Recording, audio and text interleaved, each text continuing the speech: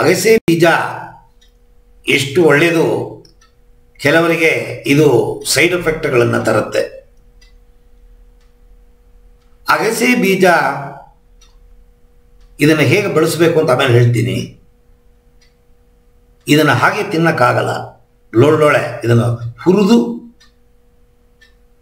ಪುಡಿ ಮಾಡಿ ಚಟ್ನಿ ಪುಡಿಯೋ ಅಥವಾ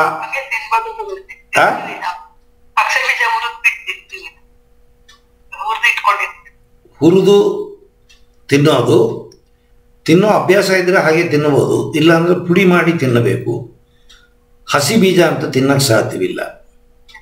ಅಗಸೆ ಬೀಜ ತಿನ್ನೋದರಿಂದ ಪ್ಲಸ್ ಪಾಯಿಂಟು ಹೆಚ್ಚು ಪ್ರಮಾಣದ ಒಮೆಗಾ 3 ಪ್ಲಸ್ ಫೈಬರ್ ಕಂಟೆಂಟ್ ಜಾಸ್ತಿ ಇದೆ. ಇದು ಕೆಲವರಿಗೆ ಮಲಬದ್ಧತೆಯನ್ನು ತರಿಸುತ್ತೆ, ಕೆಲವರಿಗೆ ಲೂಸ್ ಮೋಷನ್ ಆಗತ್ತೆ.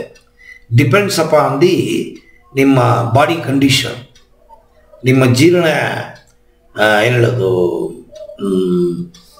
ಅಂಗ ಆರ್ಗನ್, ಡೈಜೆಸ್ಟಿವ್ ಆರ್ಗನ್ ಅಂತೀವಲ್ಲ, ಅದೆಲ್ಲ ಸೇರಿ ಒಂದಕ್ಕೊಂದು ಕೋಆಪರೇಟ್ ಮಾಡಿ ಸಪೋರ್ಟ್ ಮಾಡಿದ್ರೆ ತೊಂದರೆ ಇಲ್ಲದೆ ಅದರ ಉಪಯೋಗವನ್ನು ಪಡಿಬೋದು.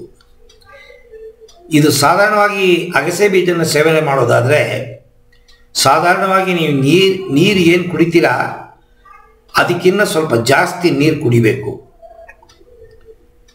ಬಾಯಾರಿಕೆ ಆಗತ್ತೆ ಇಲ್ಲ, ಆದರೆ ನೀವು ನೀರು ಜಾಸ್ತಿ ಕುಡಿಬೇಕು. ಆವಾಗ ಕುಡಿತಾ ಇದ್ದರೆ ಮಲಬದ್ಧತೆ ಬರಲ್ಲ.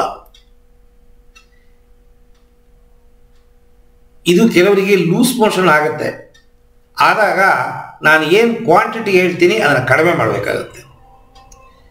ಇನ್ನು ಹೇಳಿಲ್ಲ, ಅದು ಹೇಳಿದಾಗ ಅದನ್ನು ನೀವು ಕಡಿಮೆ ಮಾಡಿಕೊಂಡು ಡೋಸೇಜ್ ಕಮ್ಮಿ ಮಾಡಿ ತಗೊಂಡು ನೋಡಿದಾಗ ಸರಿ ಇದ್ದರೆ ಅದನ್ನೇ ಕಂಟಿನ್ಯೂ ಮಾಡಬೇಕು ನೀವು.